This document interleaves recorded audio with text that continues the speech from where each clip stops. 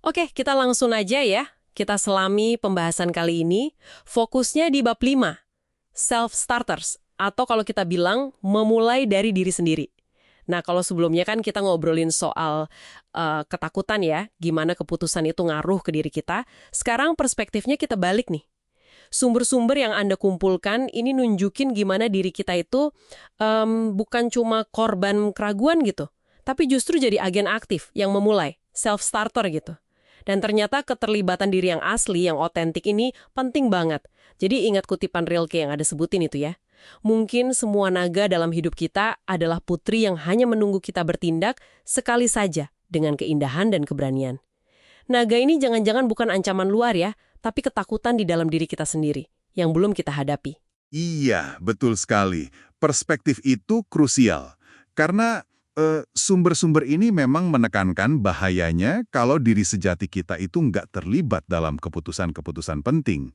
Bisa muncul apa yang disebut diri palsu atau false self. Diri palsu, kayak topeng gitu ya? Persis, kayak topeng yang kita pakai biar diterima atau ya biar nggak ditolak gitu. Dibangunnya bukan dari keinginan asli kita, tapi dari seharusnya menurut orang lain atau menurut standar luar. Nah, akibatnya bisa parah loh, sampai ke self-estrangement, keterasingan diri. Keterasingan diri itu gimana maksudnya? Jadi, bukan cuma sedih biasa ya, ini lebih dalam. Kita jadi merasa terputus dari diri sendiri. Tindakan kita, keputusan kita, rasanya kayak bukan kita yang melakukan. Kayak nonton orang lain aja gitu. Waduh, Iya, karena kita terus-terusan ngabaikan apa yang benar-benar kita butuhin atau nilai-nilai inti kita. Si diri palsu ini yang akhirnya pegang kendali. Di sumber-sumber ini ada contohnya kan? Mulai dari tragedi Yunani sampai film modern kayak Seconds. oh iya, yang tokohnya Arthur Hamilton itu ya? Nah, itu dia. Dia dikasih kesempatan hidup baru kan?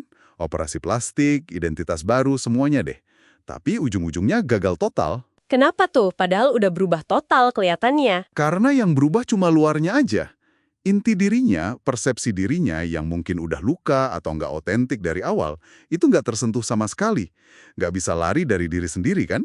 Jadi kalau visi kita tentang diri itu nggak benar, nggak asli, ya pasti bikin keputusan yang salah juga. Dan ini bukan cuma kasus ekstrim loh. Siapa aja bisa ngalamin ini. Masuk akal banget. Ini jadi nyambung ke pertanyaan mendasar yang diangkat di bab 5 ya, yang ngambil dari kitab Kejadian waktu Tuhan nanya ke Adam yang lagi ngumpet, "Di manakah engkau?" gitu kan. Dalam bahasa aslinya, Ayeka. Betul, Ayeka. Dan menurut Martin Buber, filsuf yang dikutip di materi Anda, ini bukan sekedar nanya lokasi fisik ya. Bukan kamu di balik pohon mana gitu. Bukan itu. Maknanya jauh lebih filosofis. Buber melihatnya sebagai pertanyaan tentang di mana posisi kita sekarang ini dalam perkembangan diri kita. Secara sosial gimana, psikologis, spiritual, semuanya. Wah, dalam ya. Jadi pertanyaan Ayeka ini sebenarnya ngajak kita dan juga Anda nih pendengar buat mikir, sebenarnya kita ini ada di mana sih dalam perjalanan pribadi kita? Lagi ngumpet di mana nih kalau lagi buntu, lagi ragu atau takut ngambil langkah gitu kan? Tepat sekali. Pertanyaan itu kayak panggilan buat mulai mencari. Sumber Anda kan ngasih analogi bagus tuh, permainan petak umpet versi Italia Cacciare Cacciata. Oh iya, memburu yang diburu. Gimana tuh kaitannya? Nah, yang menarik dari permainan itu, dan juga dari pencarian diri ini, intinya tuh bukan pas nemuinnya. Bukan momen, ketemu, gitu. Tapi justru di proses mencarinya itu sendiri. Jadi perjalanannya yang penting ya, bukan tujuannya. Bisa dibilang gitu. Kenapa? Karena nilai sebenarnya itu bukan pas kita akhirnya nemu siapa diri kita, tapi kualitas diri yang kita bangun selama proses mencari itu. Misalnya, jadi lebih tahan banting pas ketemu jalan buntu. Terus jadi lebih jujur sama diri sendiri, bahkan pas nemu hal-hal yang nggak enak tentang diri kita, atau keberanian buat terus nyari walau nggak pasti.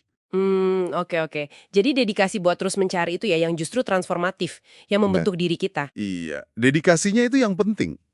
Apa yang kita pelajari dari dedikasi itu?